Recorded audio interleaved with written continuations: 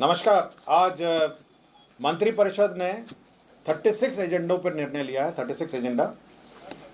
सर्वप्रथम सबसे महत्वपूर्ण एजेंडा जिस पर निर्णय लिया गया वह है बिहार राज्य विद्यालय अध्यापक नियुक्ति स्थानांतरण अनुशासनिक कार्रवाई एवं सेवा संशोधन नियमावली 2025 की स्वीकृति दी गई है। इसके तहत राज्य के जो निवासी हैं और साथ ही साथ जिन्होंने राज्य में मैट्रिक या अथवा इंटरमीडिएट परीक्षा उत्तीर्ण की है उनको प्राथमिकता देने का निर्णय लिया है। और इससे जो राज्य में जो हमारे छात्र छात्राएं पढ़ रहे हैं और यहाँ के मूल निवासी है उनको शिक्षा विभाग की नौकरियों में TRE 4 जो शिक्षा विभाग की टीचरों की बहाली है इसमें प्राथमिकता होगी और नौकरियों में इसमें प्राथमिकता होगी। दूसरा था माध्यमिक उच्च माध्यमिक विद्यालय में जहाँ पर रात्रि प्रहरी कार्यरत है। रात्रि प्रहरी राज्य में 6000 रात्रि प्रहरी कार्यरत है जिनका वर्तमान मानदेय 5000 रुपये था, इसको बढ़ा के 10,000 रुपये हो गया है। इसके तहत 72 करोड़ रुपये मात्र वृद्धि के पश्चात वार्षिक व्यय भार होगा। राज्य के मध्य विद्यालयों में कार्यरत शारीरिक शिक्षा एवं स्वास्थ्य अनुदेशक इनका मानदेय में बढ़ोतरी हुई है। ये पहले 8000 रुपये था और 200 वार्षिक वेतन वृद्धि थी। अब इसको 16,000 रुपये कर दिया गया है और 400 वार्षिक वृद्धि हो गई है। 16,000 हो गया है और 400 रुपये वार्षिक वृद्धि हो गई है। आज के दिन में जो अंशकालिक जो शारीरिक शिक्षा एवं स्वास्थ्य अनुदेशक हैं वो करीब 2350 लोग हैं।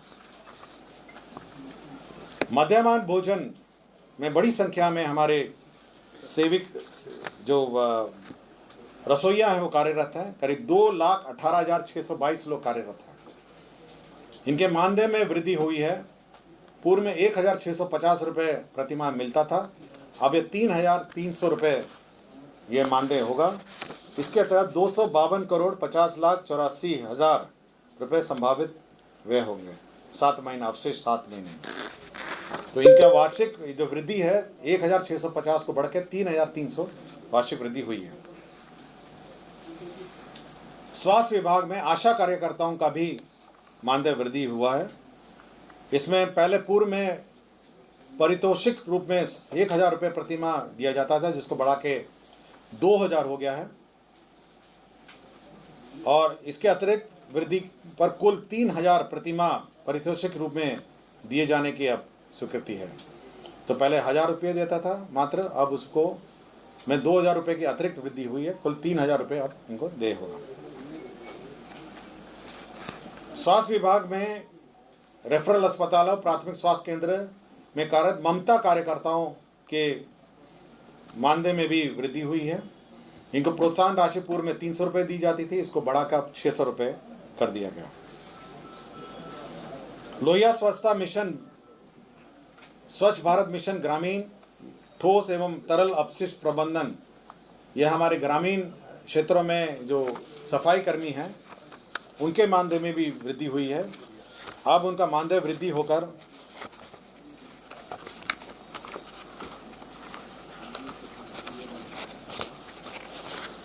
कुल मानदेय का वृद्धि होकर ये कुल 9,000 रुपये प्रति माह इनका मानदेय होगा। ये पहले ये स्वच्छता पर्यवेक्षक से अनुरक्षक हो गए 9,000 और अंशकालीन स्वच्छता कर्मी हो जाएगा 5,000 रुपये। तो 2 कैटेगरी के लोग थे। अंशकालिक स्वच्छता कर्मी को होगा 5,000 और अंशकालिक स्वच्छता पर्यवेक्षक से अनुरक्षक को 9,000 रुपये। मुख्यमंत्री डिजिटल लाइब्रेरी योजना की स्वीकृति हुई है। इसके तहत सभी विधानसभा क्षेत्रों में एक डिजिटल लाइब्रेरी कार्यरत रहेगा। इसके अंतर्गत 94 करोड़ 50,47,000 रुपये इसमें व्यय होंगे। इसमें 11 डेस्कटॉप कंप्यूटर होंगे और ये सामुदायिक भवन, पंचायत भवन और अन्य किसी भी स्थानीय स्थल पर पंचायत भवन, प्रखंड कार्यालय, नगर परिषद भवन, विकास भवन, कम्युनिटी लाइब्रेरी, सरकारी स्कूल, कॉलेज परिसर, यहाँ सभी में आपका डिजिटल लाइब्रेरी स्थापित होगा। 10 कंप्यूटर टर्मिनल होंगे और यहाँ पर जो बच्चे हैं वो आकर अपना डिजिटल लाइब्रेरी में अपनी पढ़ाई और अध्ययन कर सकेंगे। खाद्य एवं उपभोक्ता संरक्षण विभाग में जो पीडीएस दुकानें हैं उसमें छुट्टियां जो पूर्व में थी उसमें संशोधन किया गया है और छुट्टियों में जो लिस्ट है, नई लिस्ट जारी की गई है। इसके तहत अब वो क्लोज्ड ऑन एवरी मंडे, हर सोमवार को बंद होगा। 26 जनवरी, 15 अगस्त, 2 अक्टूबर, होली, छठ पूजा, दुर्गा पूजा, नवमी, दशमी और ईद में यह अब पीडीएस दुकानें बंद रहेंगी। अंतर्राज्यीय मार्गों पर लोक निजी भागीदारी पीपीपी मोड में बस संचालन का ये निर्णय लिया गया है और इसमें सभी बस जो हमारे प्रवासी हमारे भाई बंधु हैं उनको इंटर स्टेट बस का संचालन करने का निर्णय लिया है। इसके तहत जो पीक साइड रूट्स हैं उसमें 150 प्रति सीट एवं ऑक्स पीक साइड में 300 प्रति सीट प्रोत्साहन राशि दी जाएगी। 5 वर्षों को यह दी जाएगी और 36 करोड़ 35 लाख रुपए इसमें व्यय होंगे। सो पीपीपी मोड में इंटर स्टेट बस के लिए यह योजना है। 150 रुपीज़ पीक साइड के लिए प्रोत्साहन है और 300 रुपये ऑफ पीक साइड के लिए प्रोत्साहन है। उद्योग विभाग ने बहुत सारे औद्योगिक क्षेत्र के लिए जो भूमि अधिग्रहण है उसका निर्णय लिया है।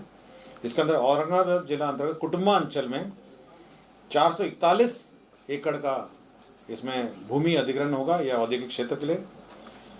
कटिहार जिला में कुल 252 एकड़ भूमि अधिग्रहण होगा, 252 औद्योगिक क्षेत्र के लिए। नालंदा जिला में हरनौत एवं चंडी अंचलों में कुल मिलाकर 524 एकड़ का भूमि अधिग्रहण होगा औद्योगिक क्षेत्र के लिए। इसके अंतर्गत 2 अरब 64 करोड़ 65 लाख रुपए 42,000 रुपये व्यय होंगे।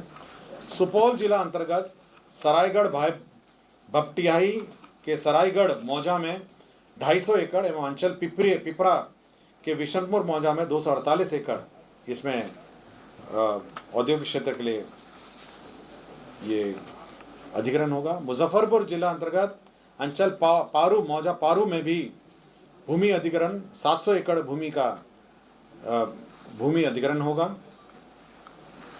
ऊर्जा विभाग का एक प्रस्ताव था जिसमें पूर्व में पीरपैंती में भागलपुर में सौर ऊर्जा अधिस्थापन की बात कही गई थी। अब यहाँ पे 3/800 2400 मेगावाट का विद्युत परियोजना स्थापित करने के लिए लीज के सामान्य शर्तों पर 1 रुपये प्रति वर्ष के लीज पर 33 वर्षों के लिए विद्युत आपूर्ति करना में अवधि के आधार पर L1 रेट पर प्रति यूनिट 4.165 के दर से एवं फ्यूल दर 1.910 के दर से बिहार विद्युत विनियामक आयोग के अनुमोदन के अधीन विद्युत क्रय की स्वीकृति दी गई है। खान भूतत्व विभाग में जमुई जिला अंतर्गत मैग्नेटाइड लॉ अयस्क के मजोस एवं भंटा संयुक्त कंबाइंड ब्लॉक की ई नीलामी के लिए जो रिजर्व जमा है वो निर्धारित की गई है। यह अनुमानित आरक्षित मूल्य 4,325 करोड़ निर्धारित किया गया है। निर्वाचन विभाग का विभिन्न मतदान केंद्र 90,712 में वेबकास्टिंग, विभिन्न चेक पोस्ट, मतगणना केंद्र पर कैमरा की निगरानी के लिए 154 करोड़ 30,25,000 रुपये प्रशासनिक स्वीकृति दी गई है। बिल्डिंग बाईलॉज में विभिन्न उपविधि में आंशिक संशोधन किए गए हैं जिसमें इंडियन ऑयल कॉरपोरेशन जो पेट्रोल पंप के लिए गाइडलाइन के अनुसार संशोधन किए गए हैं और नेशनल बिल्डिंग कोड के अनुसार भी संशोधन किए गए हैं। बिहार शहरी आयोजना स्कीम नियमावली 2025 इसकी स्वीकृति दी गई है। इसके अंतर्गत जो टाउनशिप निर्माण का रास्ता साफ हो गया है। इसमें विभिन्न क्षेत्रों में टाउनशिप का निर्माण होगा। उसमें कितना परसेंटेज इंफ्रास्ट्रक्चर में होगा, पार्क में कितना होगा, कॉमन एम्यूनिटीज़ में क्या होगा और रिजर्वेशन ऑफ लैंड क्या होगा, इसका निर्धारण किया गया है। अब जो नए सिटीज़ और छोटे टाउनशिप हैं अब ये बिहार शहरी आयोजना स्कीम नियमावली 2025 के आलोक में की जाएंगी। राज्य स्कीम मद में डॉक्टर भीमराव अंबेडकर आवासीय विद्यालय से अंचल नवीन नगर औरंगाबाद में विद्यालय भवन 720 आसन का स्वीकृत होगा 65 करोड़ 80 लाख रुपए का। परिवहन विभाग का ही बिहार परिवहन क्षेत्र अशलिपिक संवर्ग भर्ती प्रोन्नति सेवानिवृत्ति स्वीकृत हुआ। कृषि विभाग का ही बिहार कृषि अधीनस्थ सेवा कोटि 5 पौधा संरक्षण संशोधन नियमावली 2025 स्वीकृत हुआ है। बिहार कृषि सेवा कोटि 1 शैया अंतर्गत समूह क और ख के पूर्व स्वीकृत पदों का आवश्यकता अनुसार परिवर्तन और सृजन की स्वीकृति दी गई है।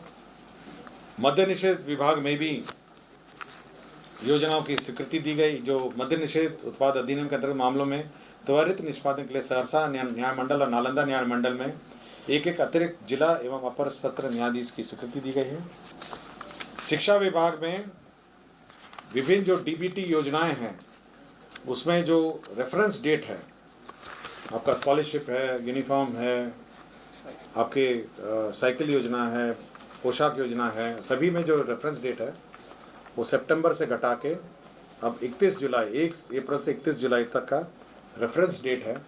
पहले 1 अप्रैल से 30 दिसंबर तक 75% अटेंडेंस होना था, उन्हीं को देय था। अब 1 अप्रैल से 31 जुलाई तक का जो डेट है उसमें 75% अगर अटेंडेंस होगा तो देय होगा।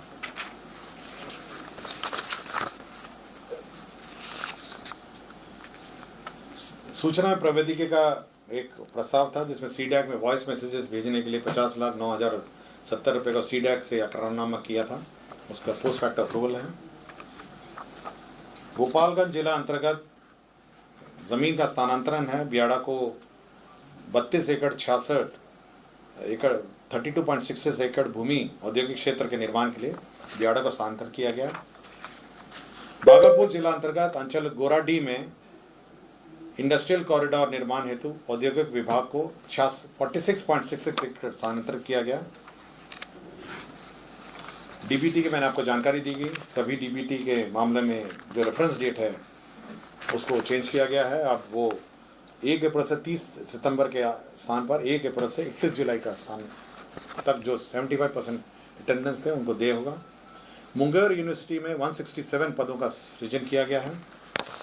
और अंतिम एजेंडा विजय कुमार जो हैं ये तत्कालीन कार्यपालक पदाधिकारी नगर परिषद बरबीघा शेखपुरा हैं। इनका पूर्वलोकन अर्जी को अस्वीकृत करते हुए सेवा से बर्खास्तगी संबंधी आदेश को अधिरूपित दंड को बरकरार रखने का निर्णय लिया गया। धन्यवाद।